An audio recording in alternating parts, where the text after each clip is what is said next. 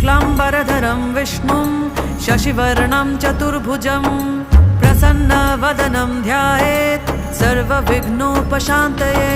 व्यासं वसिष्ठनप्तारं शक्तिः पौत्रमकल्मषं पराशरात्मजं वन्दे शुकतातं तपोनिधिं। व्यासाय विष्णुरूपाय व्यासरूपाय विष्णवे नमो वै ब्रह्मनिधये वासिष्ठाय नमो नमः। अविकाराय शुद्धाय नित्याय परमात्मने सदैकरूपरूपाय विष्णवे सर्वजिष्णवे।